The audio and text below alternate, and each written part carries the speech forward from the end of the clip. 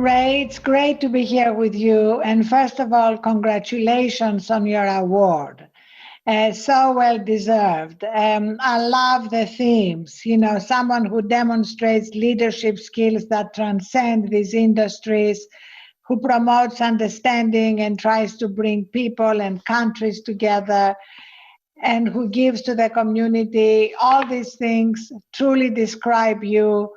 I would just add one more about what a great friend you are, how much you care, and your incredible capacity for warmth and intimacy.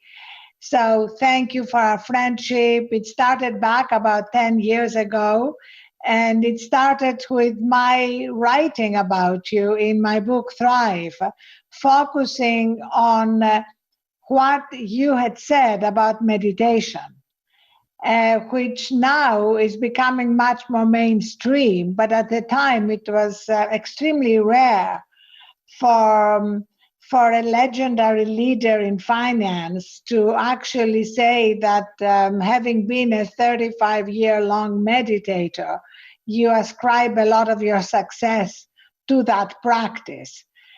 So I would love to start with that and ask you why was meditation instrumental in your success?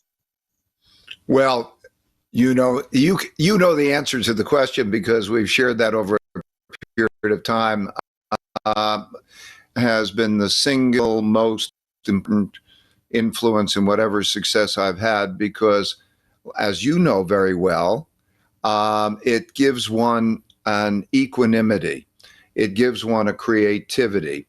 The act of repeating a mantra, which is just a sound, and then transcending into the subconscious mind, not only brings a peacefulness and a healthy state of mind, but it also taps the subconscious mind, which is where the creativity comes from. So, as you know very well, when there's so many things that come at one, and there's so many reasons for stress, the not having stress and having that equanimity and also having the creativity is a great advantage. That's been what it's been like for you. But let me reciprocate the question. That's been what it's like for me. How has it been for you? It has been very similar. And I love the fact that you are stressing equanimity and perspective, because there are amazing qualities of leadership, but we have not really discussed them and prioritized them in the same way that we've prioritized other leadership qualities. And paradoxically, right now, during the pandemic, during a perfect storm of multiple crises coming together, more and more leaders are talking about the importance of resilience, both for themselves and for their teams. And so what you've been advocating for years is now, as often happens with you, incredibly relevant to our modern times. And I have always considered Marcus Aurelius one of my great leadership models, because when friends of mine in big positions say to me, Arianna, I don't have time to do any of that, I say, well, Marcus Aurelius had a big job too. He was emperor of Rome for 19 years, and 14 of these years he had to deal with a terrible pandemic. But he always stressed in the book he wrote, called Meditations, which I think is truly a leadership book, the importance of taking time to retreat into what he called your inner citadel, and find the strength, wisdom, equanimity, and from that place lead in a way that's much more unflappable and much more creative, especially in times like these, which are not just times of maintenance. You can't just do maintenance in business. You have to innovate. You have to be creative. That's when it's more important than ever. I think that we should tell the audience out there that they must. It's one of the greatest gifts we can give anybody is the is meditation or the attempt to get acquainted. I don't know of anyone who I've introduced it to who hasn't, when they have given it a chance, hasn't said that it has a great impact on their lives. And there are just so many people that you would never imagine who are in very high, powerful, stressful positions who need it regularly. So that's one dimension. But you've created a wonderful company that is based on Thrive, that is based on the full dimensions. Meditation is one of those, but let's go beyond those, because we've gotten to know each other very well over the years, and I think of the techniques that you use, the apps that you've built, and the impacts that you're having. So what come to mind are ideas such as your micro steps. And also, I wonder if you could tell everybody the sort of programs that are operating to help people who are in Walmart, for example, who are stressed in their jobs, and the kind of arrangement. Because again, what we're talking about here to this audience is the power of mental health and equanimity to be able to deal with all of those things in a very good way. And you have so many of those. So would you mind sharing those concepts? Absolutely. In fact, Ray, I don't know if you remember that in 2016, when I was still running the Huffington Post, I called you up and I said, Ray, I really want to leave the Huffington Post and launch a new company. It's always hard to leave something you've built because your heart tells you to build something else. But I said, I want to help people move from awareness to action when it comes to how to live our lives, because awareness is not enough. And I couldn't do that in a media company. And you said, go for it and I'll support you. And actually you were an early investor in the company long before we had proven that we could make it work. And as you often say, you never know when you launch something new that it will succeed. There are no guarantees, so you have to be willing to fail. For me, the key was to actually be able to bring to people tools and techniques to achieve behavior change. It's one of the hardest challenges. And we know that 75 to 90% of a lot of the problems we are facing now, skyrocketing diseases like diabetes or hypertension or the mental health crisis, are behavior-based. So we built this product which brings together micro steps for behavior change, all based on the latest science, with storytelling to touch people's hearts and role models to inspire them and motivate them.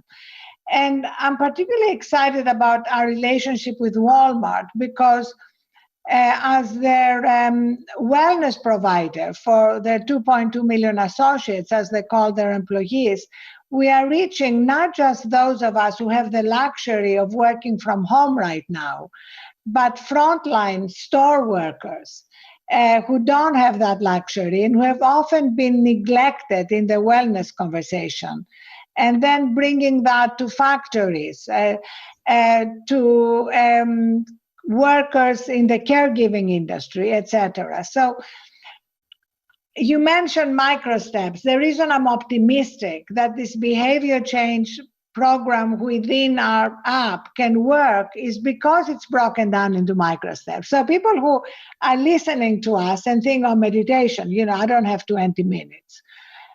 I say to them, start with 1 minute. There is a lot of science that shows that it takes 60 seconds to course correct from stress, to actually get out of the sympathetic and move into the parasympathetic nervous system. and reduce the stress hormone, cortisol, from our body. I mean, it's an incredibly optimistic finding. And so for me, it's all about starting somewhere. And if 20 minutes seems too much, begin somewhere so that we can get the value of that practice. And then naturally we can iterate and increase the time we spend on it. I think you and I have discovered, and a number of other people have too, what a lot of people under stress and are type A don't understand. That has to do with doing versus not doing. I think we think that the more we know and the harder we try, the more successful we can be. And while there are elements of that, we've learned that the opposite is the case. I know I gave shaper tests. When I gave tests, personality profile tests to people, remarkable people, you being, of course, one of those. But what I mean by a shaper is somebody who can visualize something great and then build it to actualization. Bill Gates, I gave it to. Elon Musk, I gave it to. Many such. So you can go on and on with great shapers. And one of the things that they had in common was that capacity. And by the way, many of them meditate for various reasons. I won't, for personal reasons, but I won't get into exactly who that is. So I think that there's so many misunderstandings of what it takes to be incredibly successful. That notion of meditation and allowing you the space and not trying so hard, but going in the opposite direction is one of those. You touched on another one, which is, I think, the power of mistakes and knowing one's weaknesses. I know we have that in common as an important quality. Like you said, when you started your company, nobody would know whether that was going to be successful or not. And what it really matters is to know how to go through the process of discovery process and use mistakes as learning. So I like you maybe to share a little bit about that, what you're thinking about that aspect. Well, I think it's so imperative to build a culture that is willing to acknowledge mistakes and learn from them. And obviously, I know you are passionate about that. And we have brought the dot collector, one of the practices you have been using at Bridgewater, into Thrive. At Thrive, we call this compassionate directness. And it's a very hard thing to bring into a culture. People have a much easier time talking about their colleagues than talking to their colleagues about what they are thinking or feeling or don't like. And so building that culture has been incredibly rewarding, because it's kind of removes the toxicity of going around people instead of managing to work through disagreements, thoughtful disagreements, as you call them. And frankly, that's not just for business, it's also for families, it's in any aspect of our lives. And I know you and I have talked about that, but for those who don't know, I would love you to tell us how you landed on that principle and how you've made it so central to your leadership. Well, I think I probably learned a lot through my experiences in the markets. They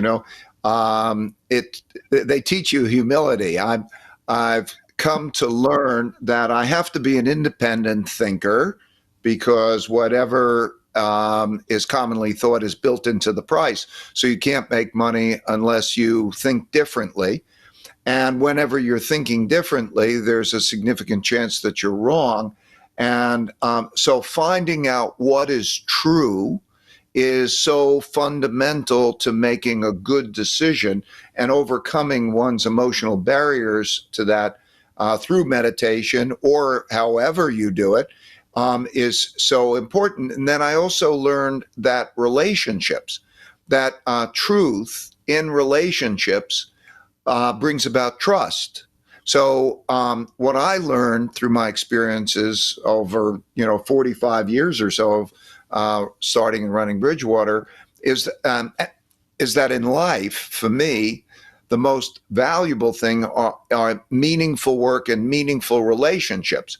If I can be on a mission with somebody to do something great with them, to win the battle, to achieve great things, and you can have that relationship that is deep and meaningful, that's very powerful. Well, honesty about strengths and weaknesses is so logical and so empowering in terms of building those relationships.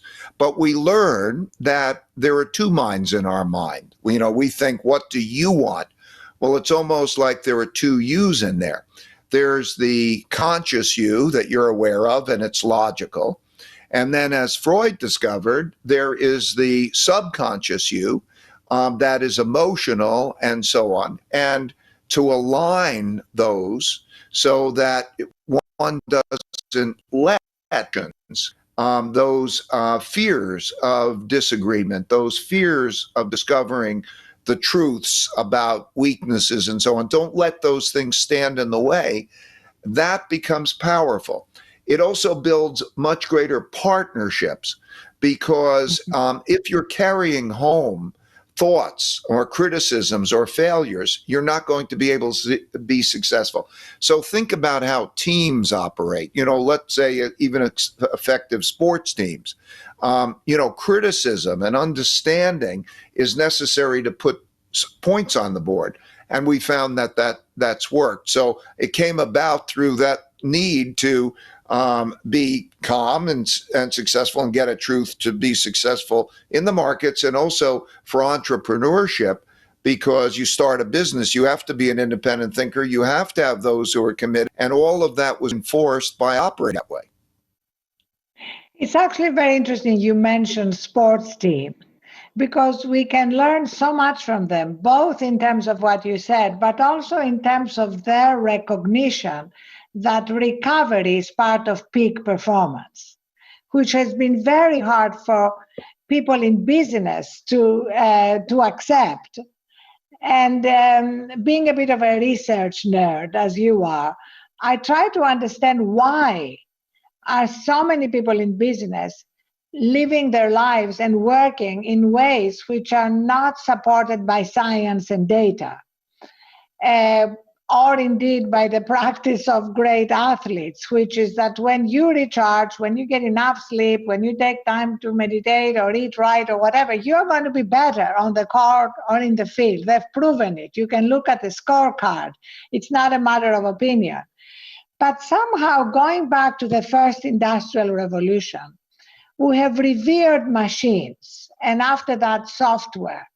And the goal of machines and software is to minimize downtime. But the human operating system is different. For the human operating system, downtime is a feature, not a bug. And we are just now beginning to recognize that and see the kind of diminishing returns of hard charging beyond the point when you're actually operating from your best. Do you have a better explanation than that? No, I think that's absolutely right. I picking up on this, I want to give you cases because your audience may not, or this audience may not understand. I can't tell you how many sports teams, heads, coaches, and so on, have asked me to speak with them and so on, and have their whole teams meditate and follow these practices. And I want to say that in the military, special forces, at the Army, generals and so on, are doing the same. It used to be thought of that it was like a flower child thing to do. It's right now a hard ass thing to do, that those hard asses are finding out that they can raise their level of effectiveness through this. So it may be odd to this audience, but to hear us, why is Ray Dalio speaking about this, or you as a very successful entrepreneur and businesswoman doing it, because it's now pervasive. And so for those out there, I want to, I think that, we've done as good a job as we can to convey to them the message, whether it's meditation or Thrive and so on. I think it might be helpful if you could give them action items to do. Where will they go? What should they do? Those who say, listen, I want to try that minute of meditation, or I want to try the micro steps and so on. Where could they go to get guidance? Ray, one of the things I love about you is what a proselytizer you are. It's no longer enough to just lay the facts. You also want people to take action, and I feel the same way. So let me just give you a couple of my favorite micro steps. We have hundreds, and we're going to put some of them up for everybody to at least look at them and decide what you may want to practice in your life. But following up on what you said about the special forces, one of these micro steps is actually what Navy SEALs practice in moments of great stress, which is called box breathing. And you inhale to the count of 4, you pause to the count of 4, and you exhale to the count of 4. And, my point of view is if it's good enough for Navy SEALs in moments of stress, it's good enough for me in my daily life. And so we've brought that into many companies, many executives we are working with. And now we are bringing it into the call centers at Walmart. And I'm particularly excited about it because, as you know, call centers are some of the most stressful environments with terrible attrition, affecting customer success. So we are bringing in these 60-second Thrive calls, and every 2 hours or after a particularly long call, these calls are fed in that tell people to now take a minute for themselves, to breathe consciously, practice box breathing, or to remember what they're grateful for, which is a great antidote for stress. Or to stand up and stretch. We have dozens of different recorded calls. And if you think of it, it's a minimal amount of time, but it changes neural pathways in the brain.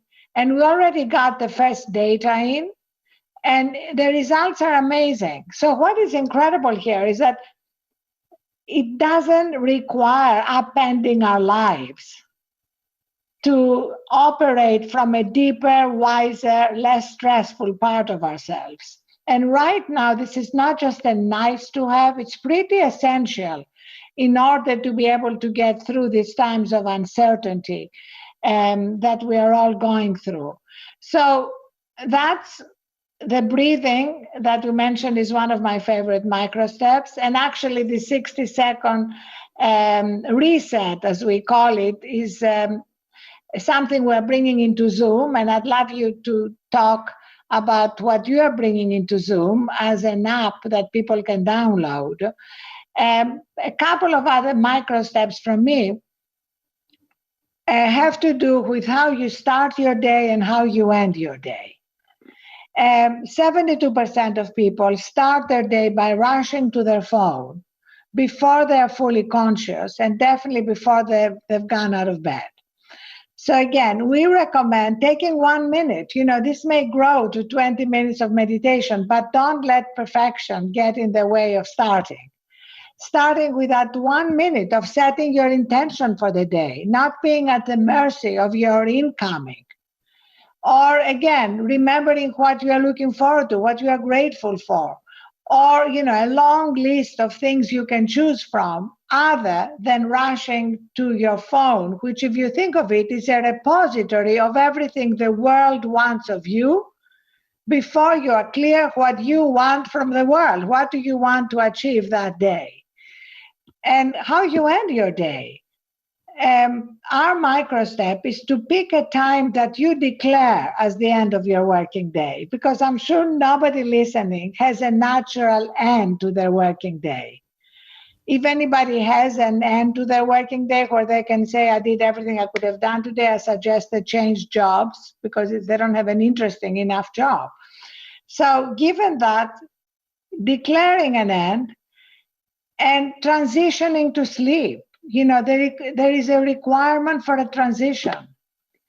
And for me, it's like a hot shower or reading a book that has nothing to do with work, just something that means we separate ourselves from all the demands on us.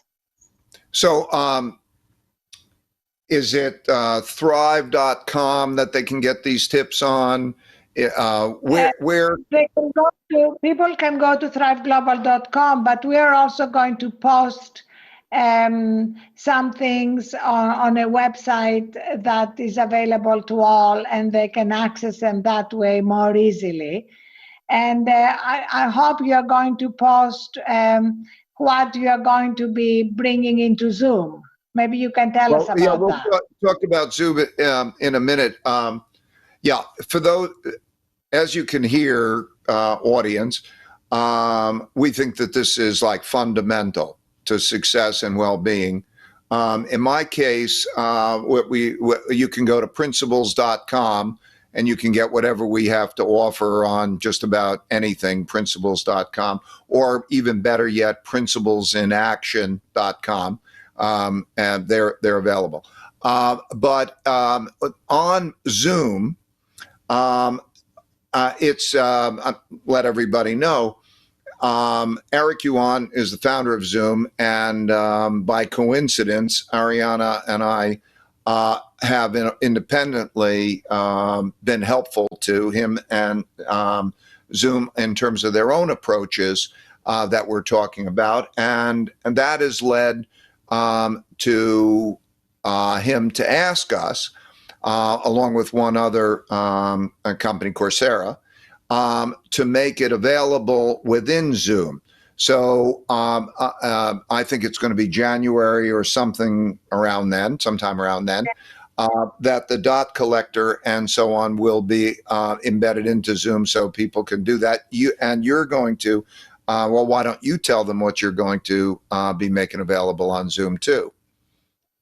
So we're going to make available on Zoom what we call Reset, which is going to include both pre-made reset guides that you can download in between Zoom meetings or whenever you want, that can help recenter you, and they can be breathing, gratitude, stretching, or, and that's my favorite feature, you can build your own reset consisting of pictures of everything you love in your life, your children, your pets, your favorite quotes, landscapes, a piece of music you love, and a breathing pacer. And in 60 seconds, I'll send you mine. I'll put mine up for people to see. It's amazing what a difference it makes, because suddenly in the middle of stress, you are reminded of what you love about your life. And then you can share it with your colleagues, with friends. We start every team meeting at Thrive with someone on the team playing their own reset. And suddenly we see another part of their lives. We see what they love. And it takes 60 seconds. I stress that fact because I know everybody listening doesn't have time. And that's often enough. So if you think of starting with 60 seconds, everybody has 60 seconds. Yes, I think that's such a great approach. I think we're dealing with time, habit, if you could develop as a habit, a healthy habit, and accessibility. Those are terrific things. Well, Arianna, I think we've done our job to try to convey how this has all benefited us a lot, and to try to pass that along to others. And, so thank you not only for this time, but thank you for our years of partnership and friendship. to try to pass this along to others. Thank you very much. Thank you so much, Ray, for the years of partnership and friendship, and looking forward to many more. Me too.